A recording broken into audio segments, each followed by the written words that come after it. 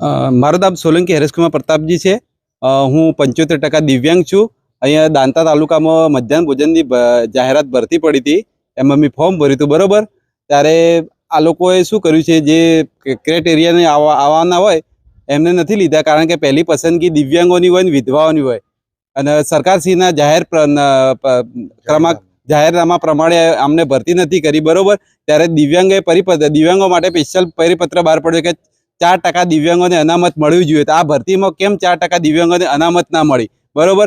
આના માટે અમે ગાંધીનગરથી માંડીને કલેક્ટર કચેરી સુધી રજૂઆત કરી છે। સ્પેશિયલ અમારા દિવ્યાંગ કમિશનર કચેરીને પણ અમે રજૂઆત કરી છે, અપીલ કરી છે કે કાયદેસર આ ભરતીમાં ઊંડી તપાસ થાય, વિજિલન્સ તપાસ થાય અને આ ભરતી રદ થાય અને નવેસરથી ભરતી થાય એવી અમારી માંગ છે। હમણાં કોઈ ભરતી થઈ છે ને અંદર? હમણાં જે ભરતી થઈ છે એમને જે નોર્મલ વ્યક્તિને લેવામાં આવી છે। હવે લાગવા વાળા છે કોઈ? એ મળતી માહિતી મુજબ તેને સેટિંગ વાળા લાગવત વાળાઓને લેવામાં આવ્યું છે એવી મળતી માહિતી મળી છે। અને જે આ ઓર્ડર કરવામાં આવે છે એ રાતે 12-1 વાગે ઓફિસ ખોલીને આ ઓર્ડર કરી દેવામાં આવે છે તાત્કાલિક।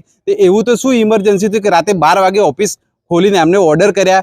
આમની સીસીટીવી કેમેરા કાયદેસર તપાસ કરવામાં આવે તો બહાર આવે કે અમને રાતે 12 વાગે ઓફિસ ખોલીને ઓર્ડર કઈ રીતે કર્યા।